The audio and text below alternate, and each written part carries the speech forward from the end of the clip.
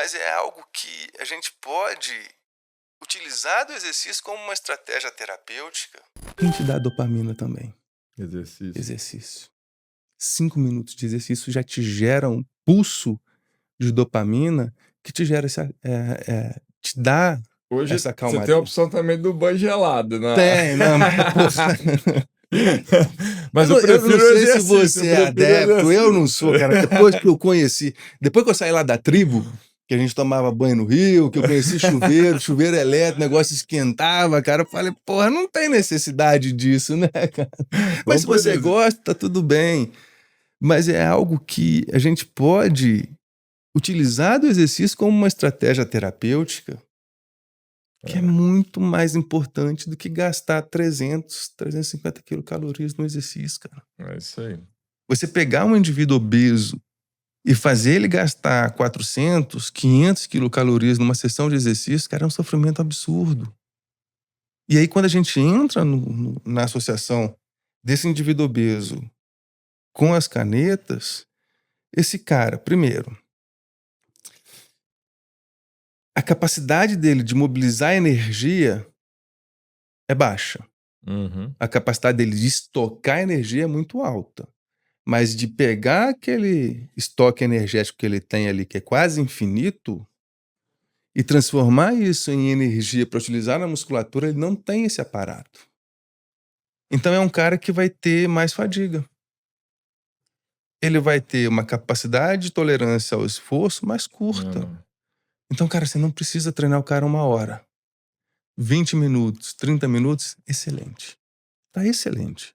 Não insistem mais do que isso, nesse momento. Uhum. Então tem esse fator. Segundo fator, esse cara normalmente ele vai chegar, às vezes, estressado. Por quê? Porque não tá comendo. Ele tá saciado, mas ele não tá comendo. E onde que ele tinha o prazer dele? Na comida. Na comida. Ele vai começar a mudar esse prazer ou entender o benefício do processo de emagrecimento quando ele tiver perdido peso.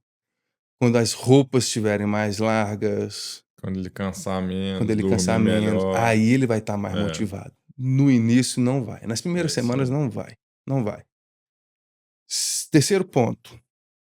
Para você fazer uma atividade intensa, muita gente na internet venda, faça 15 minutos desse exercício aqui de HIIT, não sei o quê. Não entra nessa, não entra. Por quê? À medida que você come, se você é uma pessoa que já é ativa, você pega parte disso e converte em glicogênio muscular. Esse cara não tem glicogênio muscular. O que ele tem é uma mioesteatose ali. É gordura no músculo que ele não consegue mobilizar. As fibras dele estão ruins. Então ele não consegue gerar energia e não consegue estocar energia Nem em usar formato de essa glicogênio. energia como fonte, né? Exato.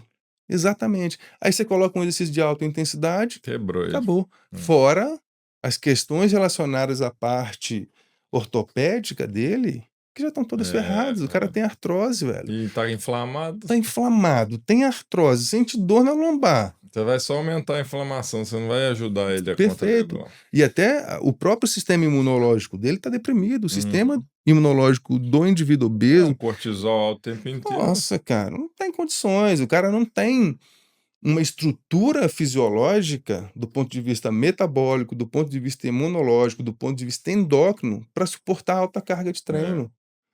E detalhe, esse cara ainda está no início que a qualidade do sono dele é ruim, porque muitos obesos têm apneia, cara. É. Então veja assim, quantas questões que a gente tem que considerar que estão diretamente relacionadas a como você vai criar a estratégia de treinamento. Tem questão, se a serotonina dele é baixa, a melatonina dele vai estar baixa também, aí o sono fica pior ainda. Não, e uma coisa vai puxando a outra. É. Aí você fala assim, não, agora, já que esse cara está perdendo massa muscular, ele tem que fazer musculação para preservar. Ok, concordo. A ciência mostra isso pra gente. Que aqueles pacientes que fazem o uso das canetas e associam o treinamento resistido, a tendência é que eles percam menos massa muscular. Isso não vai ser garantia de que ele não vai perder massa muscular. Ele tem que perder massa muscular. Ele está em déficit calórico, não tem de onde tirar energia. ele ainda está, do ponto de vista endócrino, totalmente desregulado. O indivíduo que é obeso, o homem, boa parte da testosterona dele vai ser convertido em estradiol, cara. Uhum. Então, pô, de onde que esse cara vai tirar massa Vai muscular para criar? aromatizar, Vai pesado. aromatizar, então assim, a testosterona dele tá baixa. Agora, à medida que ele vai evoluindo, sim, aí as estratégias têm que mudar. Sim. Então tem que existir uma estratégia para cada fase do emagrecimento. O que que é um erro muito comum do personal? Ele pega a estratégia daqui, quando esse cara já sofreu uma série de adaptações que a gente chama de resistência metabólica para perda de peso, e utiliza na fase inicial. Hum. Aí lá na frente não tem o que fazer, cara. E Queimou aí etapa, e aí tem o dropout, né, o cara abandona e não te abandona. dá a E aí fala assim: oportunidade. "Ah, fiz exercício, gastei tempo com exercício, gastei com personal e não deu resultado". Isso não é pra mim, isso Isso não não é serve. aí você volta. Então assim, é necessário que a gente entenda o que que acontece do ponto de vista em cada fase do emagrecimento, como que essas fases elas vão se comportar no usuário da caneta e como que a gente entra com o exercício físico. Cara, senão não vai dar certo, É isso aí. não vai dar certo. Bom, vamos falar agora do caneta, catabolismo e aonde entra o treino neuromuscular para evitar ao máximo, porque a gente sabe que muitas vezes ele vai descer, mas ele desceria 5 quilos de massa magra e por causa do treinamento ele vai descer 2. Pô, Nossa, então uma excelente. excelente estratégia, porque o pessoal acha que só se ganhar é que tá valendo. Não, cara, nesse cenário, o Não fato de não perder perder também ou de é, ué. perder pouco Exatamente. é uma conquista muito grande. O que que a gente tem que entender? Lógico que isso vai depender, primeiro, da idade do sujeito, do peso inicial no processo de emagrecimento e como que ele vai conseguir ajustar a dieta dele. Quanto maior o peso, maior vai ser a perda de massa muscular.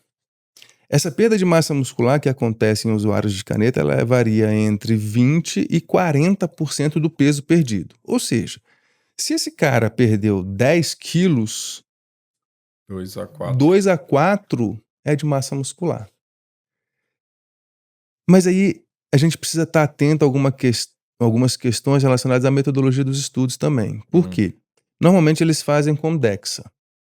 Bioimpedância esqueço. É com DEXA, que é o padrão ouro. uhum. Quando o DEXA faz lá a medida de massa magra, ele coloca tudo que tá dentro do músculo como músculo. E não é. É, Lembra que eu falei que esse indivíduo que tem muita obesidade, ele gordura tem ali. muita gordura dentro do músculo infiltrada. Ele tem muita retenção de líquido. Então também tem que tomar cuidado com isso. Pode acontecer entre isso 20 a 40%? Pode. Mas a gente tem que fazer uma avaliação da função muscular desse cara. Teste de força, hand grip, sentar e levantar na cadeira, um teste de caminhada. A composição corporal por si só não tem muita validade, na minha opinião. Agora, a composição corporal associada à capacidade física, isso sim, a gente tem um cenário menor para um cenário melhor para avaliar esse sujeito. Se esse cara está perdendo um peso lá, massa magra, mas ele está mantendo a função dele, excelente. Isso é um cenário. Se ele está perdendo peso, reduziu a perda de massa muscular livre de gordura, da massa livre de gordura e melhorou a função, porra, é outro cenário, é o cenário ideal, Uhum. tá? Mas de qualquer maneira, no processo de emagrecimento, seja por qualquer motivo, seja apenas por déficit calórico, por cirurgia bariátrica, pelo uso de medicações que combatem a resistência insulínica, pelas canetas emagrecedoras, massa muscular vai embora. E aí o que que a gente tem na ciência? O exercício resistido ele vai estimular ou vai reduzir a perda de massa muscular. Tem alguns estudos, alguns relatos, na verdade, de colegas médicos falando, não, mas meu paciente na bioimpedância ele ganhou massa muscular. Cuidado. Ou está associando a caneta a algum outro remédio, normalmente um hormônio. A realidade é essa, cara. A gente também É. precisa deixar isso claro É aqui. verdade. Porque o que a gente encontra na ciência é um pouco diferente daquilo que a gente encontra no mundo real. Isso é ruim? Ganhar massa muscular porque o cara tá usando um hormônio associado? Não sei. É. Não sei. Só que aí vai ser necessário avaliar outros parâmetros, Uhum. tá? Enfim, mas aí a gente poderia... às vezes eu fico pensando se eu falo ou não falo essas coisas, porque ao mesmo tempo que eu abro o jogo do que acontece no mundo real, muitas pessoas ficam com raiva de mim. Mas eu, enquanto alguém que tenta ajudar a formar outros profissionais com caráter, com ética, eu me sinto na obrigação de falar isso. Então, se você gostando ou não gostando, eu vou falar também, porque eu acho que eu fico em paz com isso. A informação, a gente está aqui justamente para trazer informação de alta qualidade. Como a pessoa vai usar a informação, aí é critério dela, Perfeito. Aí você né? faz seu julgamento. Exatamente. Peraí. Antes de sair, me diz uma coisa. O que essa conversa mexeu com você? Papo de Fibra existe para mostrar a transformação real. E isso vai além do corpo. Ela passa pela mente, pela disciplina e pela ciência. Por histórias que inspiram mudança. Comenta aqui o que mais te marcou, se inscreve no canal e compartilha esse corte com alguém que precisa ouvir isso hoje. Papo de Fibra, ciências que inspiram, histórias que transformam.